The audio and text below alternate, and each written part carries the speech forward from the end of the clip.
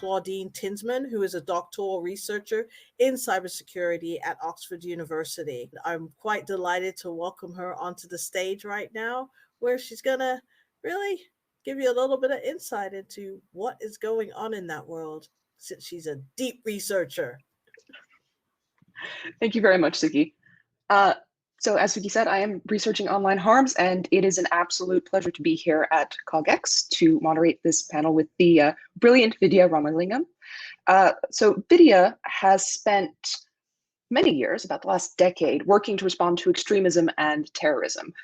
Following the July 22nd attacks in Norway, she led the European Union's first intergovernmental initiative on far-right terrorism and extremism, and she's held many impressive roles, including commissioning panelist for the UK Security and Intelligence Agencies and Economic and Social Research Council. She's also been a research associate at the School of Anthropology at the University of Oxford and board member of Life After Hate.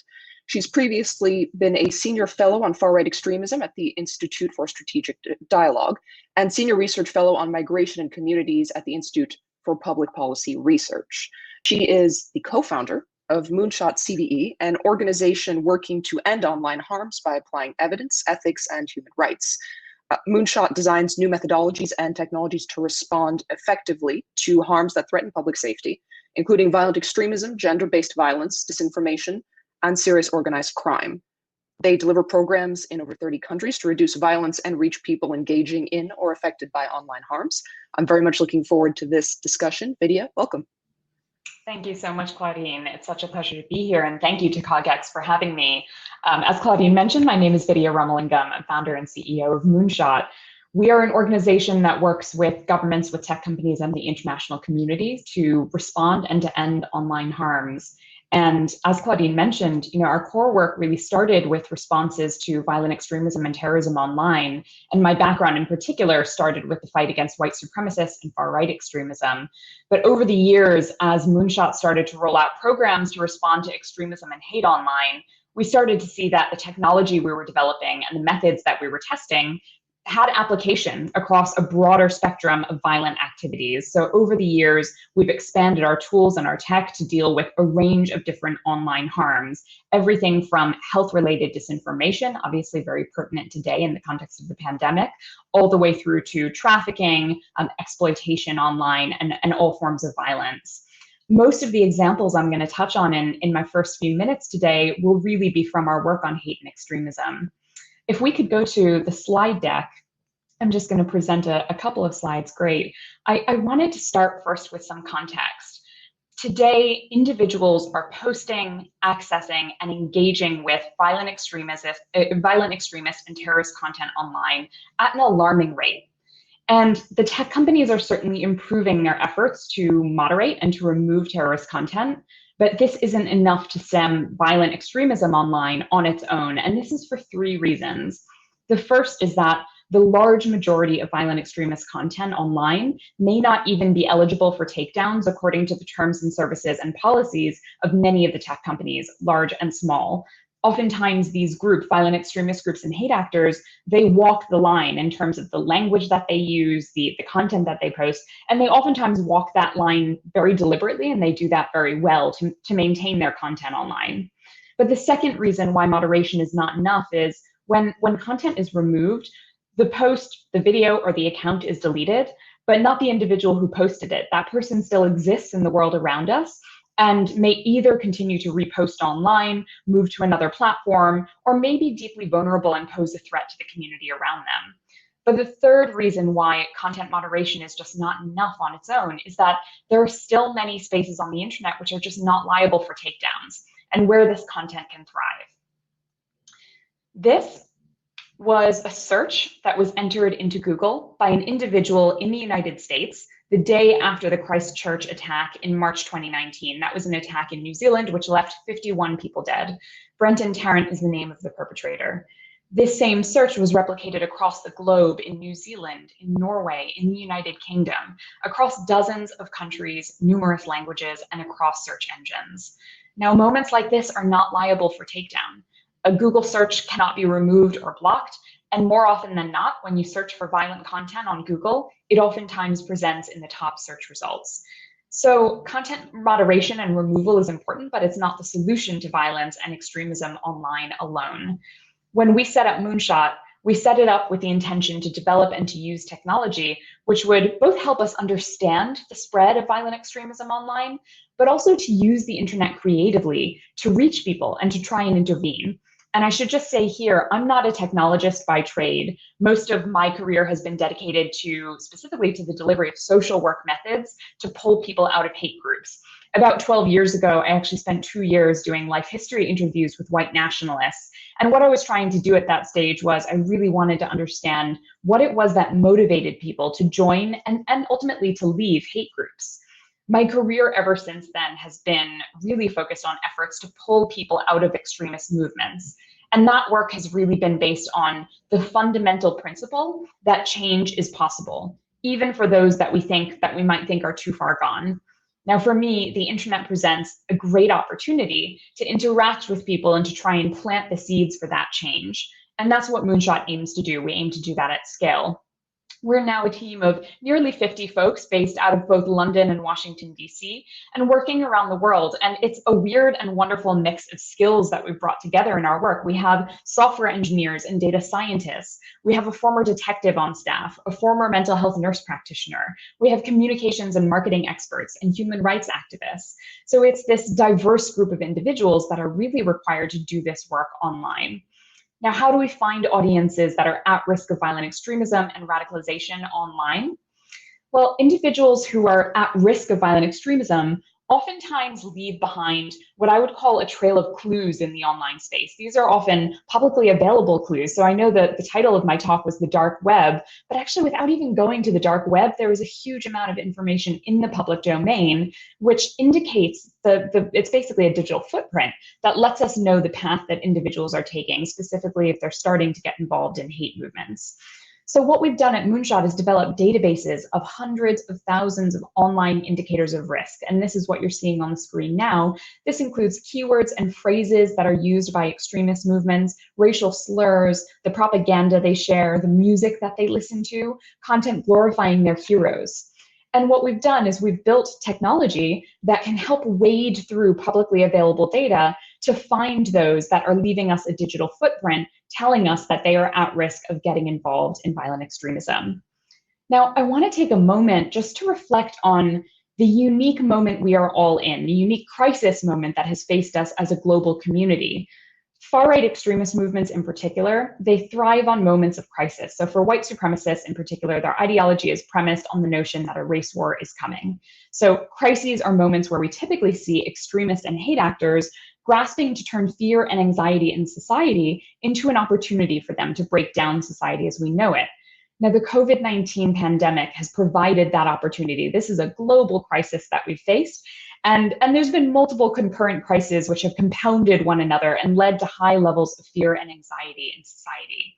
Now, at the start of the pandemic last year, in the United States in particular, we tracked a 37% increase in the month following the start of the pandemic in attempts to access this sort of content, hate content, on search engines. As we were all online more, so were hate actors. And here you can see how that trend was experienced across the globe. In New Zealand, we saw a 44% increase in attempts to access hate content. In Australia, we saw a 68% increase in hate content, in attempts to access that hate content. And as of April 2021, for the United States, this went up to 140% higher engagement with hate content on search engines as compared to pre-pandemic levels. So we have been in a period of prolonged crisis where we're seeing higher levels of engagement with hate content, more so than ever before. Now, how can we use online data to reach people who are at risk of violent extremism? Well, there are several approaches that we take to use technology to reach those audiences and to try and reduce the risk posed by those hate actors online. One of the approaches that we take involves what I'd call safeguarding the online space. We run global prevention and safeguarding campaigns to reach users that are looking to engage, they're seeking out hate content and offering them safer alternatives. Now, one example, we partnered with Google several years ago, specifically to develop a methodology to repurpose advertising technology and to repurpose advertising technology for social good, to reach out to people who might be at risk of violent extremism and to reach them with content which might discredit those ideologies or offer alternatives. How does this work? We're essentially repurposing tools that were designed for commercial purposes, and we're using them for social good. So for example, if someone searches for right-wing extremist content on Google, if we're running our campaigns, the very first piece of content they would see will be a safer alternative. And the aim here is really to ensure that every person who is looking to access hate content is at a bare minimum given the choice to consume a safer alternative. And ideally, you want to offer them alternatives that will keep them engaged, that will plant seeds of doubt, that will grant them the possibility for long-term change. And we now deliver this method globally with the main objective to be ensuring that there's always that safer option available. And I just want to talk a little bit about a general finding of ours over the years. Across the spectrum, we've found in our work that extremist audiences are most receptive online to what I would call non-ideological psychosocial interventions, as compared to explicit counter-narratives or content which try and undermine the ideology. So when we test content which tries to get in debates about the ideology or show them counterfacts, that tends to do less well than content which engages with them on an emotional level. In our global tests, we consistently found that far-right extremists were disproportionately likely to engage with offers of assistance when offered online. We tested this in the United States. This is the data that you're seeing here. 3 years ago, we found that white supremacists were 48% more likely to engage with self-help and social service content as compared to the general public. And if they were looking to join a violent group like the KKK, they were 115% more likely to engage with this self-help content, essentially. This trend holds in nearly every geography that we try it. And I just want to give you an example from a completely different context across the ideological spectrum. Earlier this year, we released new data showing that in our tests in Indonesia, that audiences that were engaging with Salafi jihadist content online were 128% more likely to engage with psychosocial content as compared to ideological counter content that tries to deconstruct the ideology. And that held most effectively, specifically when our messages reference loneliness, so reference the feeling of loneliness. Those audiences in Indonesia, again, Salafi jihadist audiences, were 41% more likely to engage with services, so especially services that related to employment, as compared to traditional content that was trying to deconstruct the ideology. So this trend holds globally. Now, recently in the United States, as many of you will know, there was a really tense and polarized period surrounding the US general election, where there were a lot of white supremacists and armed groups that were mobilizing online. During that period, we ran crisis campaigns to reach 4 different audiences across the US. It was white supremacists, armed group members, QAnon adherents, and people consuming anti-government conspiracy theories. The most engaging message that we tested during these campaigns that we ran, which ran through the January 6th insurrection, the most engaging message that we tested with those audiences began with the statement, "Anger and grief can be isolating." So on average, those audiences were 17% more likely to click on that message than any others that we tested. And interestingly, QAnon audiences engaged most with our advertisements that basically I'd call them empathy anger ads. They were ads which said, "Are you feeling angry? You're not alone. Learn how to escape the anger and move forward." Now, one of the reasons why we're so interested in how we can use technology to scale up self-help and psychosocial support with audiences that are getting involved in conspiracy theories and particularly QAnon is as QAnon was fragmenting after the election in the United States, as disillusionment rose within that community online, as audiences started to realize that the prophecies they had been sold were false, we started tracking the fraying mental health of many of those audience members online, people who had lost their jobs, people saying, "My son won't speak to me anymore." They lost connections with their loved ones, and they were writing online expressing their feelings of extreme anxiety. We started to see a rapid increase in expressions online of both extreme anxiety and suicidal thought amongst the QAnon community. And this is just one of the reasons that we'll continue to have that focus on how technology can be used to offer psychosocial support with audiences who might be at risk of getting involved in these sorts of activities.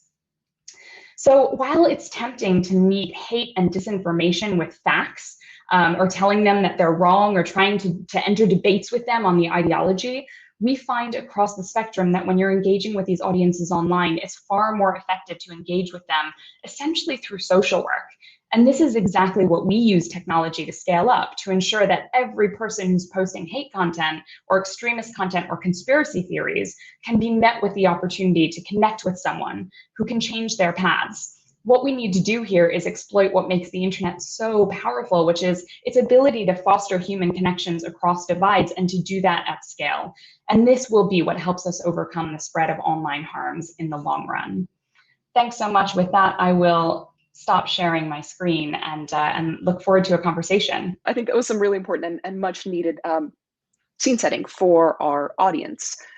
I guess for my own curiosity, I would really be interested in knowing if you've seen any changes in trends for the type of extremist content that users have been consuming or trying to access during the pandemic, or has it just been an increase in trends that were already existent in, depending on geographic and linguistic context?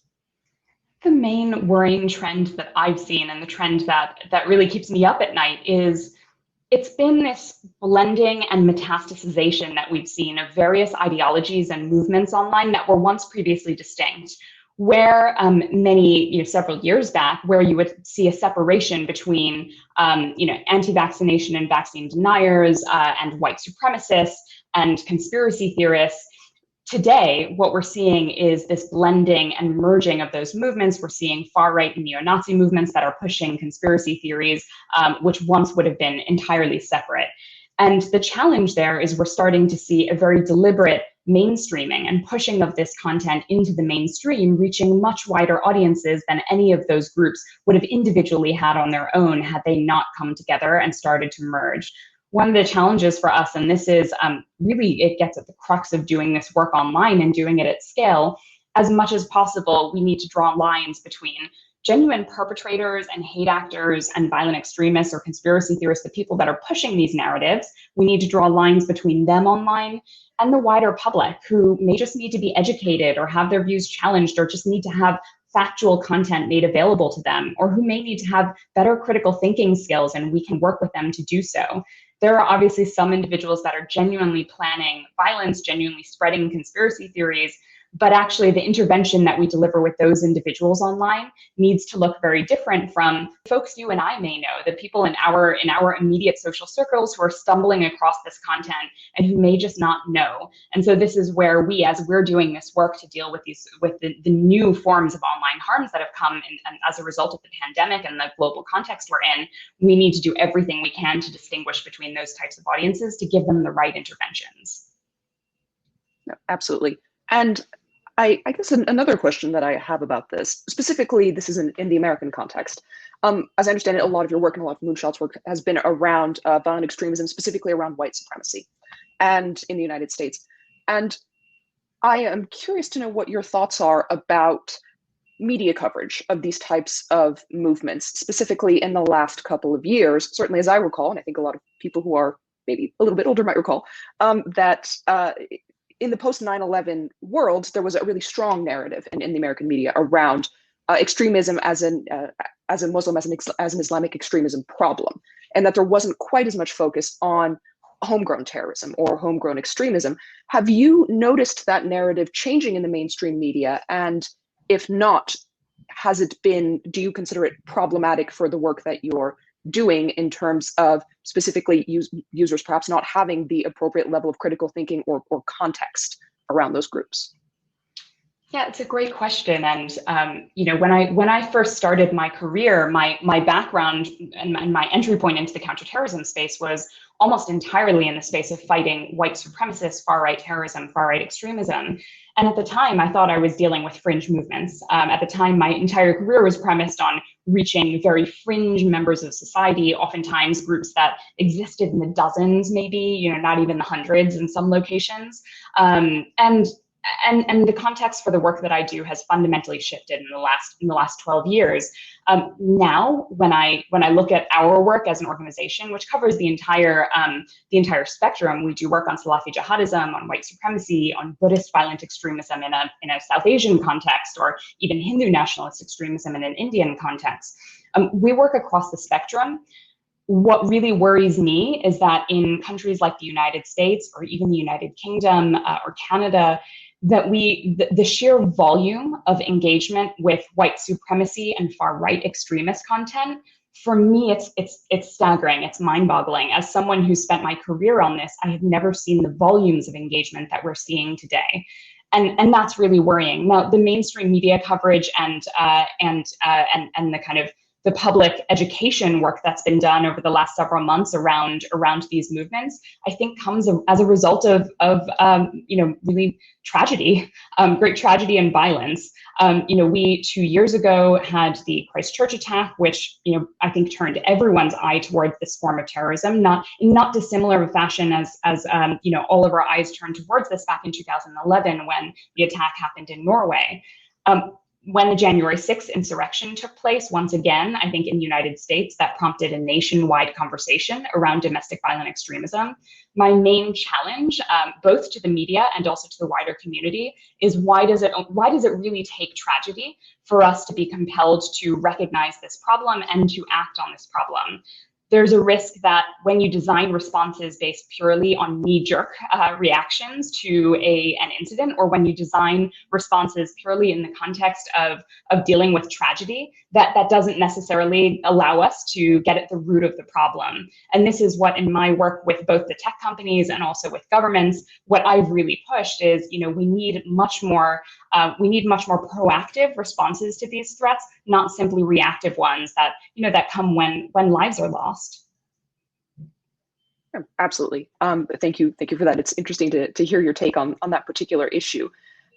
So with respect to more proactive steps, specifically the interventions that Moonshot has deployed for individuals who may be who've been identified as being at risk of violent extremism online. How does that process work in terms of both accounting for context? For example, there are many reasons that someone might be searching for the KKK. They might be, taking a history class or just be generally curious, between the individual who is just searching for their own edification and the individual who is actually identified at risk. Could you talk a little bit about how those contextual factors are accounted for? Yeah, absolutely. So we do everything we can to try and assess risk of an individual user in order to then deliver an intervention that's appropriate for their level of risk. Now, the ways that we do that, I mentioned earlier that we've built out these databases of risk indicators. Those are keywords, phrases that get used.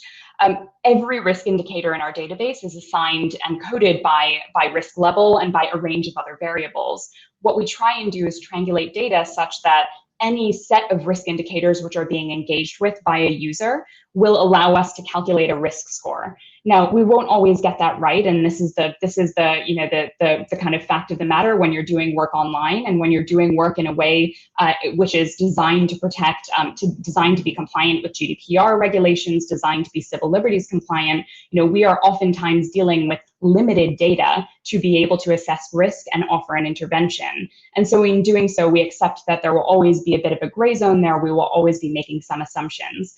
But what we generally try and do is distinguish, for example, when we're running search campaigns, distinguish someone who might just be searching for information about a group. So, for example, someone who's searching for KKK on its own would not receive our intervention, because that, to my mind, does not actually indicate risk. That could be someone who's looking up the group because they read about them in the newspaper, looking it up for a historical research project. But if someone is searching for how to join the KKK or KKK hotline number or KKK membership form, that's when we would start to register that search as being one that may be at risk. And we would start to assign a risk level to any one of those searches and try and offer an intervention which is suitable based on the level of severity and level of risk indicated in that behavior. Right. And in the instance where you identify someone who is at risk and they've clicked on an intervention or they've selected a particular type of intervention, how do you, to the extent that you can discuss this, and can you track the level of subsequent engagement with that intervention and their behavior beyond that in terms of whether or not the intervention has been effective? We receive metadata around engagement with the content that we're providing them and with the services that we're providing them. I mentioned earlier that we're increasingly, and this has just been as a result of looking at efficacy of different strategies we've tried, we're increasingly moving towards provision of services online rather than necessarily just providing static content. Now, when you offer services online, there's then a whole set of actions that any one user can take. They can be, engaging in a counseling session. They can be downloading self-help materials. They can be watching self-help videos. We do our best to gather data around the efficacy and engagement levels with each of those services, but we're not necessarily getting individualized data when we do that. It's around metadata and ensuring that we have an understanding of which type of content or service is going to be most appealing to someone who's at risk. An example of this is in the United States, following the election and in that quite tense period where there was a lot of polarization, a lot of incitement to violence online, just before the January 6th insurrection, we launched a crisis service, essentially a hotline service for those four audiences I mentioned, for armed group audiences, white supremacists, QAnon, and conspiracy theorists. Around the January 6th insurrection, we offered that crisis hotline service to over 270,000 users that's in the 24 hours surrounding the January 6th insurrection. Now, during that period, we offered a crisis text line service. This is a dedicated service for those users. We had over 70,000 engagements with that campaign, and we're still running that campaign now, offering one-to-one counseling sessions over text message. Now, in that delivery of that program, which, as I mentioned, is still live, we've already seen that 15% of the audience that engage with the service and the website that we've offered, 15% of them return back to the website on their own accord. So that means they've bookmarked it, they've chosen to come back on their own, they've chosen to do that themselves without any compelling from us. This is the sort of data that we use to further the evidence base around what's going to be most effective and what our audience is going to engage with in the long run, rather than just a one-off engagement with some static content. Ultimately, we want to provide someone with a service online that they'll come back to, that they'll want to engage in the long run, and that can work with them for longer term impact. Great. That sounds incredibly impressive and very, very promising, particularly in the context of the United States, as you've mentioned here. And I'm a little bit curious as to whether, and I hope the answer to this question is no, but as to whether your organization has been targeted by any of these groups, either through disinformation or misinformation campaigns, or through more direct means, such as a cyber attack. We as an organization take our physical and digital security very seriously, and that's something that we've always done given the nature of the work that we do.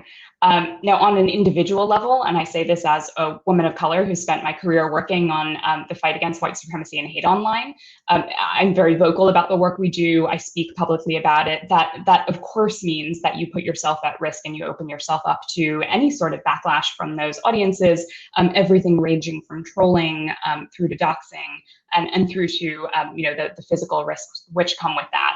We take that very seriously as an organization and do everything we can to protect ourselves. Now, that said, I don't want to downplay the emotional toll that can take on you after many years, and that's something that anyone who's working in this field needs to be prepared for, and especially, once again, women and people of color, because all evidence and evidence from our own work shows that women face disproportionate risks, and women of color face disproportionate risks when they're engaging with this sort of activity online.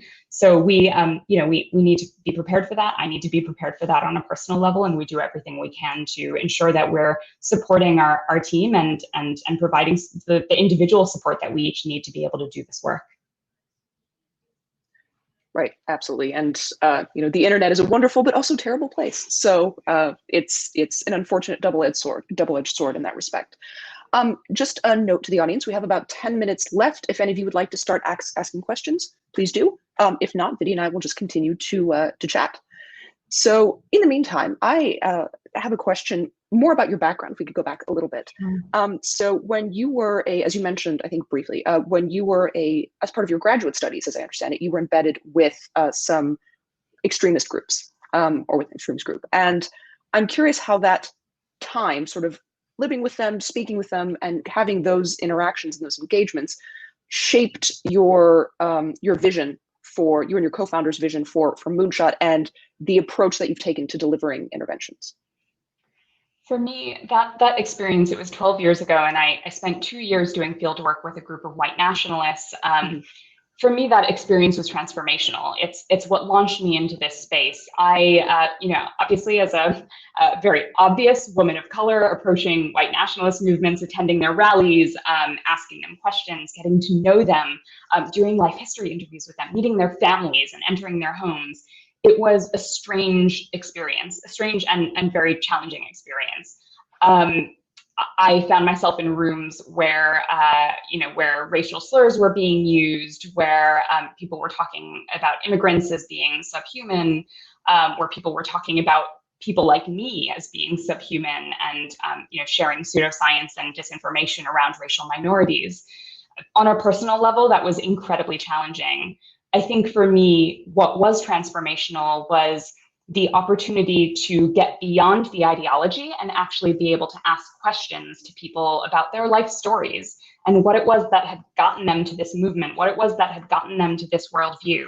And if you scratch past the surface and really try and understand those people on a human level, what was so surprising to me was not that I didn't sympathize with them. I didn't agree with them on any of their, how they had come to see the world. But there was a degree to which I had some empathy for them, and I could start to see even things that I oddly could relate to, which was a very strange cognitive experience for me as someone who has a career in anti-racism and who, very obviously I come from an immigrant background and I'm a woman of color. But for me, what was so transformational was getting to see that human aspect, which sat underneath the ideology, and then starting to be able to understand at what points in their journey could another experience or could an intervention have changed their paths. Now, subsequent to doing that work, that was 12 years ago that I did that field work, so many of the individuals I met with have now left the movement and have turned their own lives around. And I think for me, another pivotal finding from that work was just how many of them were unhappy in the movement. And recognizing that these movements don't necessarily provide everything that they think that the individuals think these movements are going to provide them. And that's also where I see the opportunity. If we want to pull people out, we need to really be exploiting that and using that to our advantage. So those were some of the findings that really underpinned what then became a career for me in working to pull people out of these movements, and then starting to transition that work to the 21st century, adapting it in the context of the 21st century and applying those methods online. Great. Well, that is amazing and very impressive. I have to say, when I looked at your bio, I was incredibly, I felt sort of a little bit of fear for past you, to be honest, looking through it. And I'm very glad that you are doing the work that you're doing, because it's incredibly important and, in my opinion, an underserved area. But we now have a few questions from the chat. So we're going to move on to those. There's a question from David Wood, which is, what might Moonshot do differently in the future, given the opportunity? Excellent question. I mean, there's so much that we would do differently given the opportunity. I mean, everything we are doing is new. This is new work. As far as I'm aware, this hasn't been tested. The methods that we are testing have not been tested online in the context of violent extremism. There are some learnings that we can take from other industries. The suicide prevention space, I think, was ahead of us in the provision of social services to people who might be vulnerable to violence. But in the context of terrorism and extremism and hate and disinformation, this is all new. Now, that means that we have failed in the past. We absolutely have failed several times when we've tried methods which just did not work at all. And we're constantly failing along the way. So, what would we do differently? There are methods that we've tested over the years that just, I would not test again. We tested years ago, we tried Trojan messaging, where we were testing messages which appeared to be either jihadist content or neo-Nazi content. And then when you actually dug into it, it was providing alternative narratives, but it was very subtle. Our learnings from that work was that it was actually very effective in getting audience members to click on the content. But as we've now reviewed the impact of that work and the potential to possibly do harm by sharing content which appears to be or looks like it might be neo-Nazi or jihadist content, we now review that method and say, oh no, if I could go back, I would absolutely not trial test that method, because the potential for someone who is at risk to see it, who's not at risk and to see it, and the harm that could do, I think outweighs the potential benefit of getting someone who's at risk to click on the content. And so, there have been a number of methods that we've tried along the way, which I would not do again. And I think that's just the nature of running experimental programming and doing everything we can. Great. Thank you so much for that. The questions are rolling in now. So there is a question from John Fallett. Hello. I'm sorry if I'm mispronouncing your last name, who says, thanks for the excellent talk. Given your research to date, how else might products be redesigned to preempt hate? You had mentioned ads as an intervention. Yep. So advertising provides so much opportunity for scale. There are a number of methods which we are now working to scale, which are not as simple as advertising technology. One of the things that I would like us to do as an organization is to find ways to scale one-to-one messaging. One-to-one messaging is where I see the most possibility for long-term change and engagement with individuals. It comes from my own experiences of doing that field work and working on an individual level. It comes from the evidence base around the delivery of social work with individuals in an offline context. That is almost entirely done within the bounds of a one-to-one relationship. So the challenge for us is, how do you use technology to scale up one-to-one messaging, given the platforms that we're all engaging with, whether it's Facebook Messenger, Instagram Messenger, Twitter, all of the various platforms. So what we're doing now as an organization is working to build tools which will allow us to scale up one-to-one personalized social work messages, whereby we don't need 1,000 social workers to send messages. We just need a group of 10 social workers to send those messages, and ensure that there is always, that a message is always being, if there's a response, that response is always being fielded and received by a human being. So not by a bot, but by an actual human being who can have that conversation. And this, I think, is really the future for the work that we're doing. We're working to build that technology now. Right. And are you working to deploy that technology specifically, primarily in the United States, sort of as a testing ground, or are you starting elsewhere, or are you just planning to deploy it universally? Okay. Globally, some of our first tests of that methodology have been delivered in Sri Lanka, specifically looking at Buddhist violent extremism. Mm-hmm. So we're testing one-to-one messages to reach out to audiences posting Buddhist violent extremist content. So it's very much a global methodology, one that we see has potential on a global scale. Great, that's fascinating. I look forward to seeing how that goes. A couple more questions.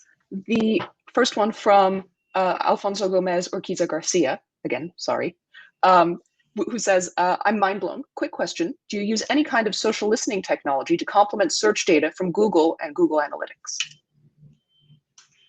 So we develop technology that works across platforms. So any platform where there's information in the public domain that we can access and where we can look for those indicators in our database, we are running tools to track and to monitor and to build the evidence base on. So platforms like Reddit, Gab, 4chan, 8kun, you name it. If it involves publicly available data, we are looking for audiences that are engaging with those hate indicators and conspiracy theory content on there. And more often than not, on those platforms which are less moderated, so platforms which don't necessarily have any moderation at all, that's where you tend to see this content flourish.